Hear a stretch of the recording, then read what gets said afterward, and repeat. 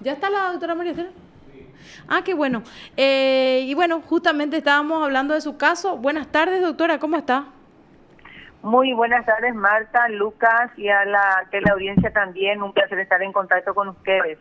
Bueno, estamos viendo ya algunas fotos en donde se la ve triunfante con el puño arriba ya, doctora. O sea, empuñando el brazo, me imagino, y conforme con esta decisión del Tribunal de Apelación Segunda Sala, me imagino. Sí, la verdad que es emocionante llegar a este estadio procesal en donde un tribunal de apelación penal confirma el fallo de primera instancia que resolvió mi absolución. Esperemos que la Fiscalía no deje evidencia su parcialidad y persecución a inocentes, ¿verdad? Porque yo creo que ellos cometieron el hecho punible al imputar a tantas personas, no solamente a mí, sino que a más de 13.600 personas, cuando el hecho punible no estaba descrito, o sea, el tipo de conducta que ellos me impusieron a mí no está tipificado por el Código Penal. Ese fallo para nosotros, y digo nosotros porque pertenezco a un grupo combativo contra la corrupción y la impunidad en Paraguay, representa un bálsamo para poder seguir esta lucha titánica, aunque moleste a algunos, porque hay que decir también que tanto en el Poder Judicial como en el Ministerio Público hay algunas honrosas excepciones. Ujú. Definitivamente. Doctora, ¿nos puede explicar un poquito qué significa para usted esta, en este caso, la ratificación de la absolución de culpa y reproche? Recordemos que para usted fue más que nada un inconveniente porque usted describía, de hecho, los problemas que significan defenderse de toda una estructura en estas condiciones, sabiendo bien que usted es precisamente abogada y que tenía que realizar otras tareas al margen del acompañamiento que ustedes hacen a otros casos que efectivamente lo hacen por una voluntad y decisión propia, ¿verdad? Sí, dolió mucho desde el momento que, imagínense, el 3 de junio salgo a protestar contra la corrupción cometida en pandemia, tapabocas, oro, agua tónica, estamos hablando de hechos lamentables. El 3 de junio decidimos nosotros hacer una protesta por haber descendido del vehículo, incluso con tapaboca. 3 días después de ese hecho, me imputa el fiscal Juan Carlos Ruiz Díaz por violación de la cuarentena. En un plazo de 3 meses presenta su acusación, que es acompañada por el fiscal Ángel Ramírez. Dentro de los 20 días posteriores a la presentación de la acusación, señalaron la audiencia preliminar, y de la audiencia preliminar planteó una excepción de inconstitucionalidad para poder darle la oportunidad a la Sala Constitucional para que resuelva el hecho en donde nosotros habíamos sostenido que no existía el tipo penal, que la violación de la cuarentena no estaba tipificado por nuestro Código Penal y que Paraguay, como en toda parte del mundo, rige el principio de legalidad. Sin embargo, la Sala Constitucional, teniendo la excelente oportunidad de desprenderse de lo que hace el Ministerio Público y de demostrar su independencia, lo que hizo fue ratificar la imputación, en el sentido de que dijo, sí existe, lo que pasa es que tenemos que interpretar la Constitución, después hay la ley ambiental, después la ley sanitaria, y después todos los decretos, y ahí sumado eso, ahí está la violación de la cuarentena y está tipificado, y etcétera, etcétera, ¿verdad? Uh-huh.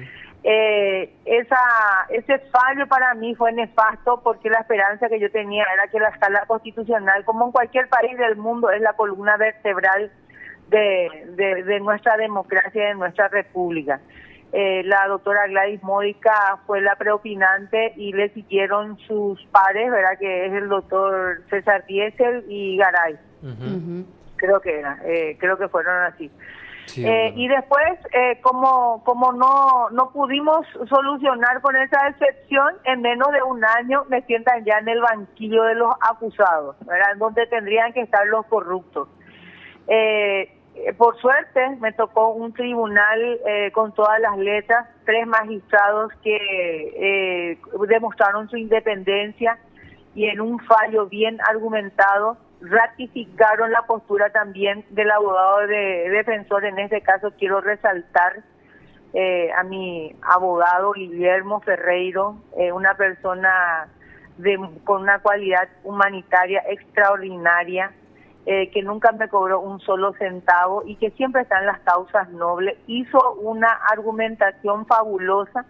Esa argumentación fue recogida por el Tribunal de Sentencia y bueno, fui absuelta de culpa y pena, y ahora el Tribunal de Apelación Segunda Sala confirma ese fallo. Así que yo creo que acá triunfó la ciudadanía y por sobre todas las cosas es no arrodillarse. Si tenemos convicción, hay que ir, no importa que eso signifique sentarse en el banquillo de los acusados, no importa de que me hayan censurado mi derecho, venía que, no sé, me impusieron alguna regla de conducta, prohibición de salida del país, no importa que el doctor César Diesel durante su mandato haya solicitado mis antecedentes para poder abrirme un sumario y seguramente impedir para que yo ejerza digamos, la profesión, porque hicieron una investigación preliminar también como consecuencia de esa apertura penal. O sea que ellos nos quisieron acorralar por cualquier lado, pero sin embargo la justicia triunfó y yo estoy feliz por muchas. En contrapartida, doctora, al análisis que hace usted, obviamente, y que se entiende, ¿verdad? Su alegría, tenemos algunos procesos relacionados también a la pandemia, y justamente que guardan relación con estos hechos de corrupción que en realidad no avanzaron en demasía. Algunos fueron beneficiados con procedimientos abreviados, y estamos hablando de los que en realidad protagonizaron hechos perversos de corrupción en ese momento en donde todos teníamos una incertidumbre en torno a qué podía pasar con todos, ¿verdad? A nivel salud, a nivel sanitario. Totalmente. Edgar Melgarejo sí fue una de las razones por la cual salimos a protestar. Aguatónica, la misma cosa. Estamos hablando de Patricia Zamudio. Sí. Estamos hablando de muchos fatos que hicieron, muchos robos que hicieron en pandemia. Esos expedientes todavía siguen impunes. Imagínense, en la misma época, un poquito después, para ellos yo cometí un hecho punible, ¿verdad? Que era salir a protestar. Yo ya tengo un fallo en segunda instancia. Sin embargo, ellos ni siquiera, en muchos casos, ni siquiera la audiencia preliminar todavía pasaron. Así es que yo creo que esas son los errores que ya no se puede tolerar en la administración de justicia. Y yo decía justamente, ayer estaba mal en el sentido, muy presionada, porque es mucha responsabilidad lo que nosotros asumimos. Es demasiado responsabilidad cuando decir, bueno, vamos a tratar de que no haya tanta impunidad, y en la medida que nos vamos controlando nos vamos dando cuenta de muchísimas cosas, de cómo se maneja este país, la administración de justicia, de cómo los ladrones de poca monta que están también involucrados con los peces gordos son los primeros que van a juicio oral y prácticamente dejan al vacío a los cabecillas, y después estas cabecillas encuentran una salida procesal benigna, o como fue el caso de Tomás Rivas, ¿verdad? Por dar solamente un ejemplo, que en pleno juicio oral ellos arreglan con un acuerdo firmado donde dice, bueno, ¿cuánto robaste? Y robé 80 millones. Bueno, yo devuelvo 82 millones y con eso se soluciona el problema. Sí. Con esos controles, y que Lucas sabe perfectamente, ¿verdad? Porque él cubre la parte judicial, nos lleva mucho tiempo, pero sin embargo, en el momento que decide estoy cansada, estoy agotada, después tenemos que pensar otra vez que si eso dejamos, probablemente vamos a seguir teniendo ese índice de impunidad en Paraguay. Algunas cosas están avanzando. Sí, sí, definitivamente. Doctora, y yo me recordaba, Lucas, incluso, discúlpame, el caso de la falta de medicamentos, el robo de medicamentos de IPS. Y bueno, ese tampoco no avanzó nunca, ¿verdad? No. El que investigó el fiscal legal, la falta de atracurio y algunas otras cuestiones. En realidad fue espantoso lo que vivimos durante estos 2 años de pandemia, doctora. Y ahora sí le libero a don Lucas para que haga su precisión o apreciación. Doctora, a consultarte nomás de paso y creo que estaría interesante también en caso de que hayas tenido ya acceso a la resolución íntegra y si tuviste tiempo ya de leerla, los argumentos de los jueces, ¿verdad? Que ratificaron tu absolución, doctora. No, yo todavía no leí. Yo te Ujú. cuento que todavía no leí porque tengo entendido que eso, o sea, si se filtró hace recién nomás, ¿verdad? Sí. Sí, Y no tengo ni siquiera cuáles fueron los argumentos. Lo que sí es la parte resolutiva que dicen, bueno, se confirmó el fallo de primera instancia, ¿verdad? Y eso es lo que yo celebro. Ahora voy a ujú. dar lectura seguramente ya el lunes. Si es que no consigo ahora, voy a tratar de acceder, ¿verdad? Sí, En la doctora. plataforma también para ver si es que está por lo menos ahí algo para poder rescatar y leer un poco este fin de semana. Pero no obstante, sea lo que fuere, Ujú. aquí lo importante es decirle que nunca existió el hecho punible, Totalmente. nunca existió el delito. Más de 13.600 compatriotas fueron imputados y saqueados por el mismo Poder Judicial que tenía la obligación de defender nuestros derechos fundamentales en este caso. Ujú. Ahí creo que la doctora Carolina Llanes es la que nos tiene que explicar cómo es que ella, por ejemplo, procedió incluso a ordenar que se asignen jueces en carácter especial, más o menos, ¿verdad? Sí. Para que sean abordados los casos de violación de la cuarentena. Y después también fue ella y con otros seguramente ministros que orondamente y rimbombantemente anunciaban de que estaban llevando casi creo que 1.000 millones de guaraníes de las multas que fueron, o las donaciones entre comillas, porque Sí, donación es lo que ellos dicen, ¿verdad? Y esa figura no existe y tampoco las donaciones pueden ser coercitivas. O sea totalmente. que si uno va a mirar así técnicamente, realmente fue calamitoso lo que pasó con el pueblo. Un pueblo que venía dolido, golpeado por la pandemia, un pueblo donde nadie nos representaba, ni el Ministerio Público, ni la policía, ni el Poder Judicial, en donde los médicos salían a llorar sus miserias, en donde los parientes lloraban a sus muertos. En esa situación ellos agarraron con un garrote, nos golpearon, cuando no existía la figura penal, no existía violación de la cuarentena dentro del Código Penal, y eso dijeron muchísimos, incluso colegas destacados en derecho penal, y lo argumentó Guillermo Ferreiro espectacularmente durante el juicio oral. Sí, sí, y disculpe como dirían los legisladores que la citemos, ¿verdad? Pero de hecho no está presente la doctora Carolina Llanes. Fue una de las que llamativamente adoptó esa decisión y bueno, como dice usted, resulta hasta más ofensivo, sobre todo tomándolo de quién proviene, ¿verdad? Una verdadera conocedora de la ley. Nadie, yo creo, cuestiona ni tiene dudas en torno a su capacidad jurídica, pero contrariamente, como dice usted, fue la que impulsó esta decisión sumamente arbitraria. Sí, no, hay que criticarla a la doctora Carolina Llanes para poder enderezar otra vez, ¿verdad? Yo tengo un alto concepto de ella, pero desde que entró hay algunas cosas que hay que destacar en negativo. Primero fue consentir de que hayan jueces para, digamos, resolver la violación de la cuarentena, ¿verdad? Sí, Y que exactamente. no haya existido un solo magistrado, porque bastaba que un juez penal de garantía rechace la imputación o no admita la imputación por el principio de legalidad, ¿verdad? Argumentando eso, no tuvimos ningún solo juez penal de garantía que se atreva tanto. Por eso que yo quiero también destacar a los miembros del Tribunal de Sentencia, al doctor Carlos Hermosilla, Ujú. a la doctora Sandra Farías y al doctor Fabián Escobar, ¿verdad? Que tuvieron ellos la fortaleza también de sostener algo que parecía como que en Paraguay, como no hay seguridad jurídica, pensamos, bueno, si ya te metieron una imputación, te metieron una acusación, te llevaron a juicio oral, entonces aquí no hay ninguna garantía, ¿verdad? Pero sin embargo uno siempre sueña, yo soy una idealista de la justicia, yo creo que esa transformación tiene que llegar algún día en Paraguay, en donde tengamos que dejar de lado jueces o sacar del camino a jueces corruptos y jugarnos por los pocos recursos humanos que tenemos, pero que por lo menos puedan darnos la tranquilidad de que en la justicia prima la independencia, ¿verdad? Ujú. Doctora, solo para recordar, de hecho, en algún momento la Fiscalía había solicitado una condena con una multa de al menos 8 millones de guaraníes. Es lo que recordamos del caso, ¿verdad? La pena máxima, o sea, ese es el monto que ellos Sí. pidieron. Sí. O sea, acá hubo una hazaña terrible. Yo creo que acá me pasó la factura Sandra Quiñones, ¿verdad?